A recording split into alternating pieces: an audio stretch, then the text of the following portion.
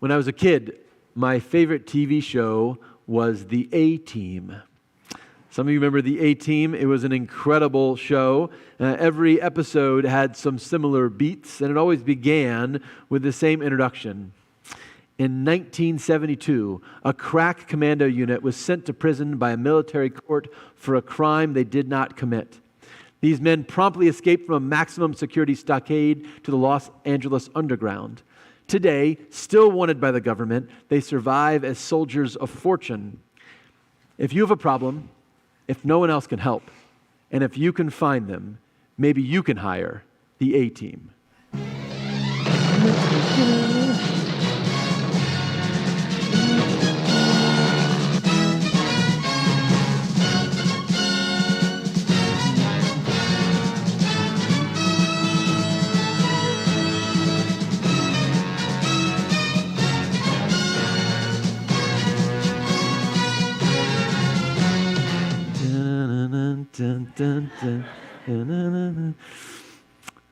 I love this show. I love the kind of normal storyline that happened every single episode. Somebody finds the A-Team, they ask them for help, there are some adventures, and then at the end of every episode, there is something incredible they have to do, some kind of plan that Hannibal Smith comes up with that they have to enact. It often involves turning a car into a tank. Those are all my favorite episodes.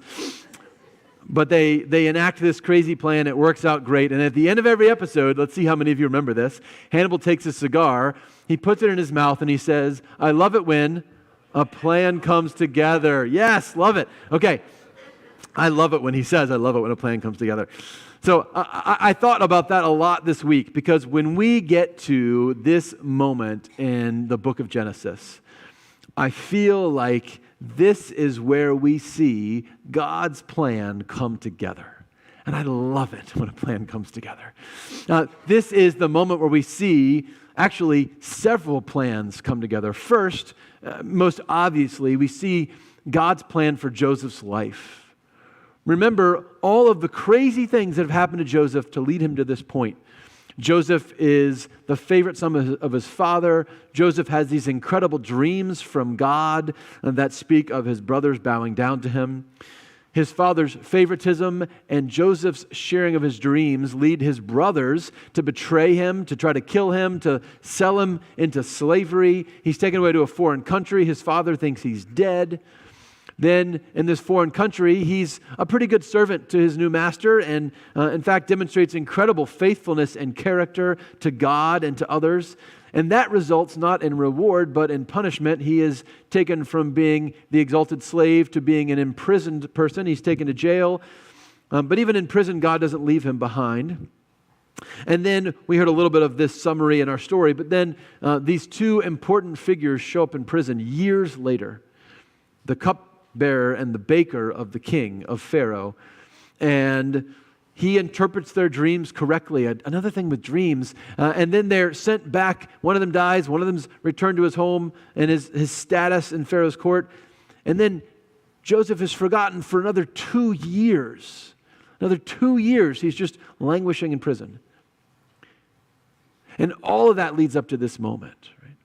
And all of that leads up to this moment where we begin to see God's plan coming together for Joseph's life, where we begin to understand why he had to be sold by his brothers into slavery. And all those things had to happen so that God could position him here just for this moment, just for this incredible moment where he's going to be used by God to save the world from famine. We begin to see how important it was that Joseph was a man of character and faithfulness to God and to others, so that when he is exalted into the position of being the second most important person in the kingdom of Egypt, we know he's a trustworthy and faithful leader.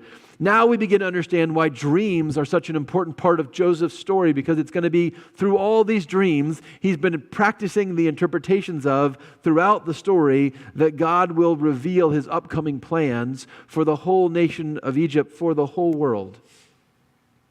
It's like everything begins to kind of make sense. You remember the scene in The Karate Kid? I showed this a couple years ago, where Mr. Miyagi makes Daniel LaRusso keep wax on, wax off.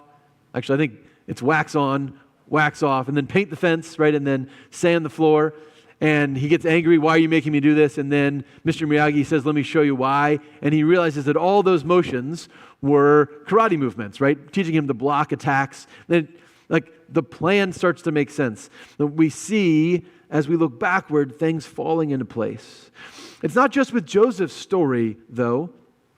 There's a bigger revelation happening in this chapter as well. So we have Joseph's story. Then we have the family of Joseph, beginning with Abraham and Isaac and Jacob, this family that God has made these incredible promises to, the centerpiece of which is that through you I will bless every nation, every family on earth. And we've been waiting and wondering how in the world God is going to bless all the families on earth through this really messed up cast of characters. Until we get to Joseph, and we see the plan come together. And we see that Joseph is going to be the one through whom the whole world will be rescued from famine. And it's not just Joseph's story or his family's story.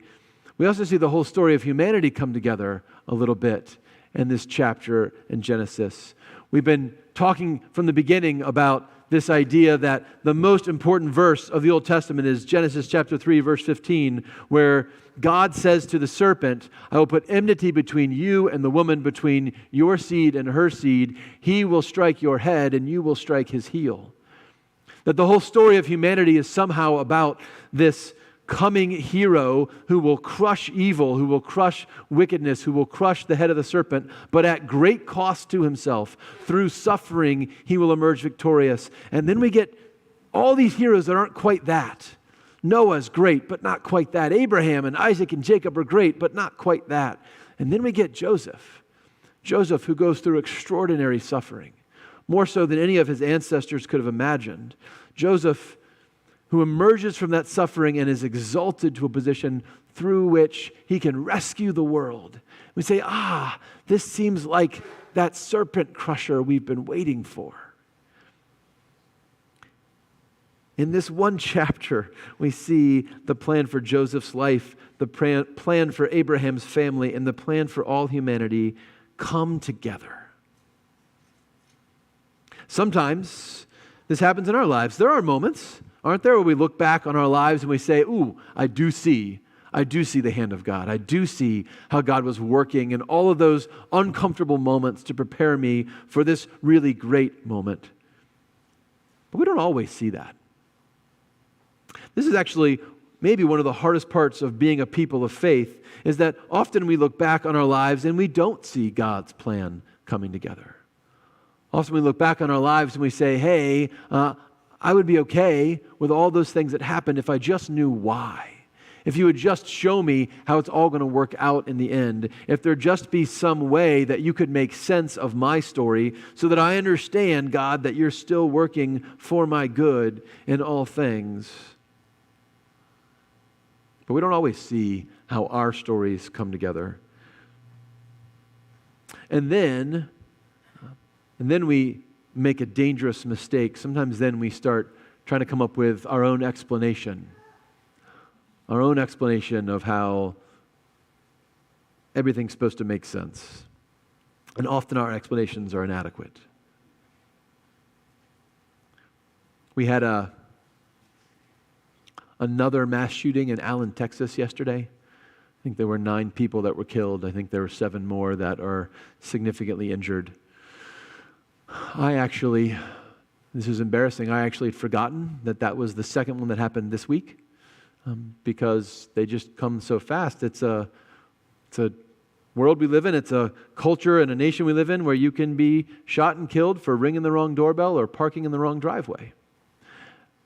And as we look at these horrific events that happen so often that we begin to lose track of them,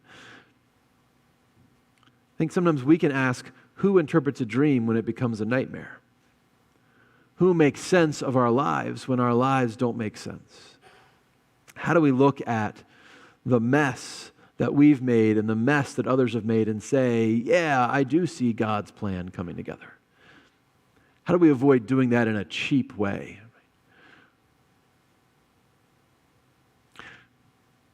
There's an interesting conversation Pharaoh has with Joseph.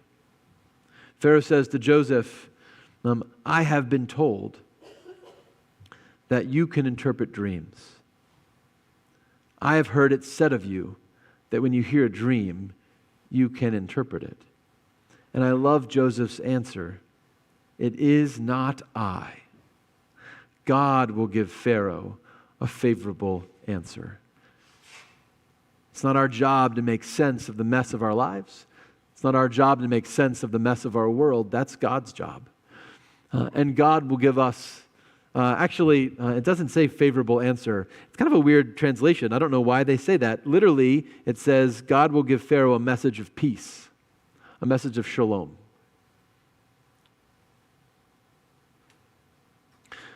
The story of Scripture is really just one story. It's the story of God making sense of our world and our lives and all that's broken in them. And when Jesus is asked to summarize that story, when Jesus is asked to say, hey, let me make sense of all of everything that's ever happened in Scripture, he does it in one sentence. This is in the 24th chapter of Luke when Jesus appears to his disciples after his resurrection. He says to them, "These are my words I spoke to you while I was still with you, that everything written about me in the law of Moses, the prophets, and the Psalms must be fulfilled." He's saying, everything written about me in this whole Bible, there's no New Testament at this point, and this whole Bible must be fulfilled. Then he opened their minds to understand the Scriptures. Oh, to be a fly on the wall at that Bible study, right? He opens their minds to understand the Scriptures. All we get is a summary. All we get is one sentence. And he said to them, "Thus it is written." This is Jesus' summary of the whole story of Scripture. "Thus it is written that the Messiah is to suffer and to rise from the dead on the third day, and that repentance and forgiveness of sins is to be proclaimed in his name to all nations, beginning from Jerusalem." Tim Mackey says, if you asked people to summarize the Old Testament, that might not be the summary you get. That's Jesus' summary, though. The whole story of humanity is one story, that the Messiah is to suffer and to rise from the dead on the third day, and that repentance and forgiveness of sins is to be proclaimed in his name to all nations. If we read it well, that's the story of Joseph. It's the story of Jonah. It's the story of Israel and the Exodus from Egypt. It's supposed to be our story. How are we to be a blessing to the nations? In the same way that Jesus was, and Joseph was, and all the figures that reflect Jesus were. We will suffer, and then we will be resurrected. Here's the thing about resurrection. Resurrection is a little bit different than just being dead. When you're dead, you don't know you're dead. The pain is only felt by others around you. By the way, the same thing happens when you're stupid.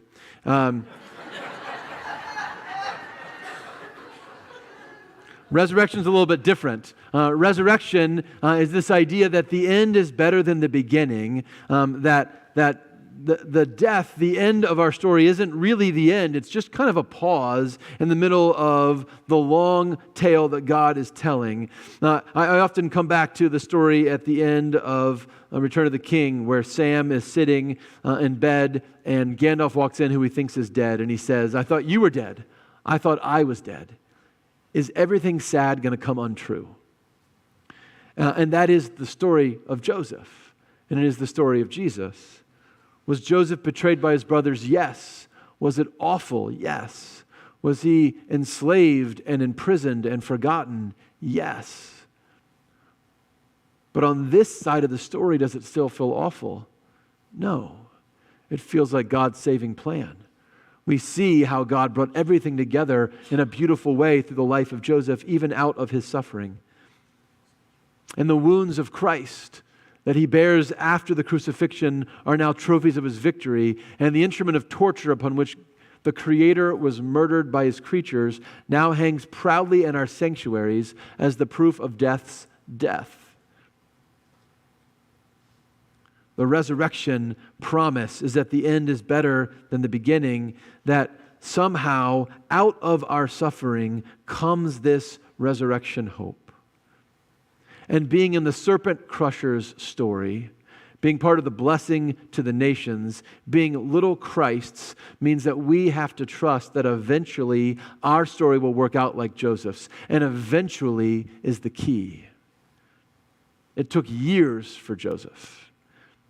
It might take longer for us.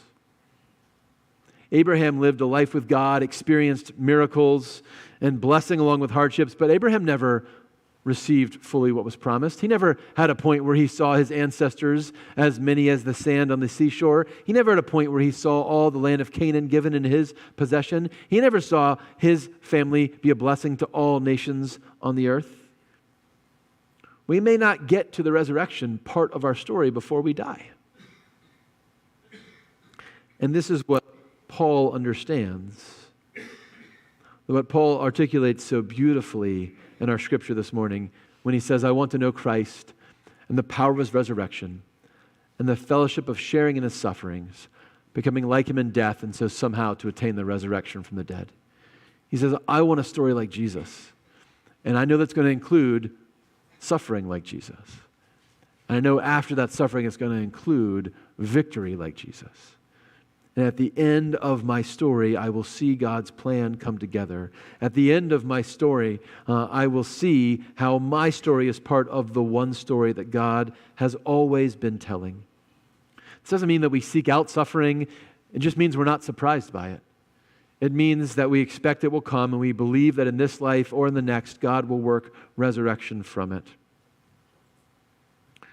I just finished reading the Chronicles of Narnia with my youngest son. And yesterday we read the last battle, Lewis's end story, kind of a summary of the book of Revelation. And at the end of that story, Aslan, who is Jesus, is speaking to those who have been the heroes throughout, the faithful Lucy and Peter and Edmund and others. And Aslan says, you do not yet look so happy as I mean you to be. Lucy said, we're so afraid of being sent away, Aslan, and you have sent us back into our own world so often. No fear of that, said Aslan. Have you not guessed? Their hearts leaped and a wild hope rose within them. There was a real railway accident, said Aslan softly. Your father and mother and all of you are, as you used to call it in the Shadowlands, dead. The term is over. The holidays have begun. The dream is ended. This is the morning. As the children run through this new country of Aslan's, they begin to recognize that everything they see is somehow a reflection of the old Narnia, but just better. And as they run through, they begin to realize that they will never be parted from each other and from Aslan, from Jesus again. That what they have finally entered is the real Narnia, the real England. For us, the real America and Wisconsin and Rothschild. How things change when we recognize that God's plan will come together, even if it's not in our timing.